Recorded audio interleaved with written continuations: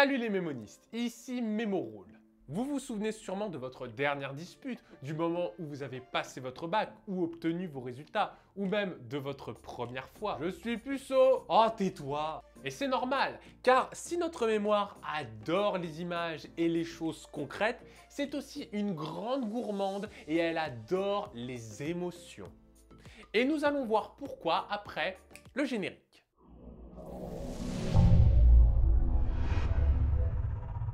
Alors déjà, il faut savoir que nous n'avons pas une mémoire. Nous avons plusieurs mémoires disséminées dans plusieurs lobes cérébraux.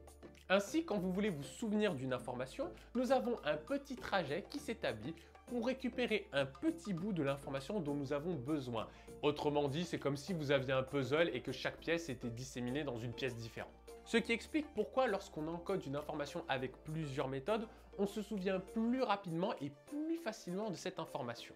Autrement dit, si vous encodez une image en vous servant à la fois de votre odorat, de vos yeux, de vos oreilles, de vos images, de votre goût, vous allez plus facilement vous souvenir de cette information, car il y aura plus d'informations dans les différents lobes.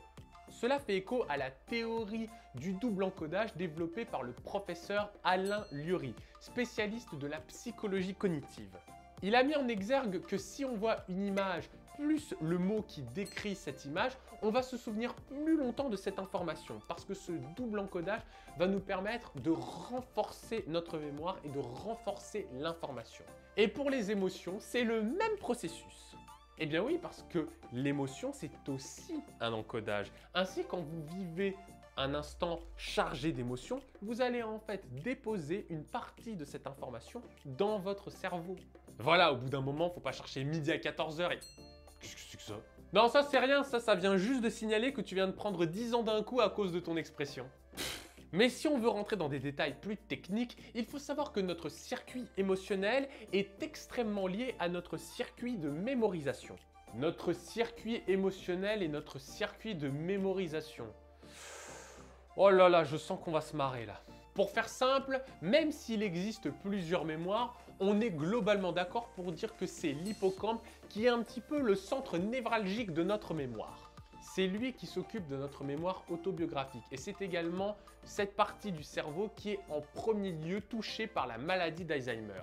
Ce qui explique pourquoi, lorsque nous avons Alzheimer, c'est la mémoire qui est touchée en premier, parce que c'est l'hippocampe qui part en premier. Mais juste à côté de cet hippocampe, vous voyez, il y a deux petites amandes. Ces deux petites amandes sont appelées des amygdales. Et devinez quel est le rôle de ces amygdales? C'est eux qui disent quand on a faim?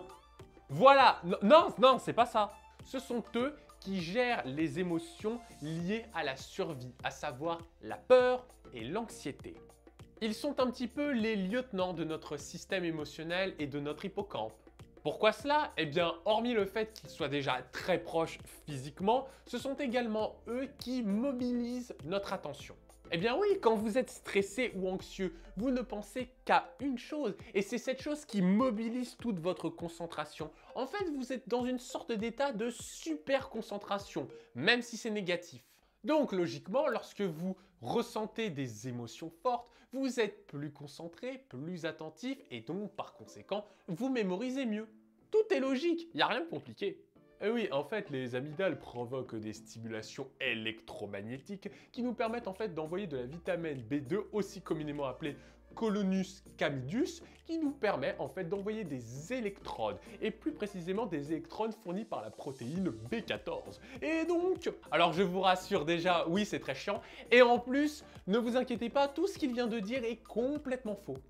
Naturellement, comme notre mémoire est corrélée à nos émotions, nous pouvons également être victimes des déboires émotionnels, ce qui peut avoir des conséquences dramatiques pour notre mémoire.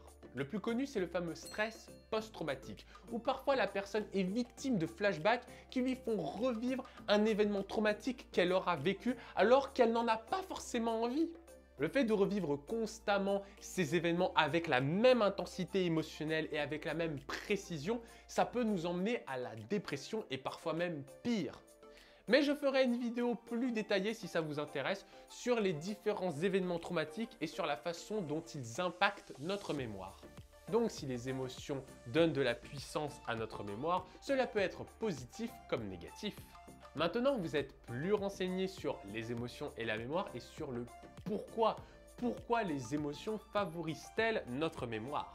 Mais si vous voulez savoir comment mobiliser vos émotions lorsque vous apprenez ou lorsque vous devez mémoriser, eh bien n'hésitez pas à prendre un coaching avec moi sur mon site. Et si vous avez des sujets de vidéos que vous voudriez que je traite, eh bien n'hésitez pas à les écrire en commentaire. Sur ce, je vous dis adios mes mémos.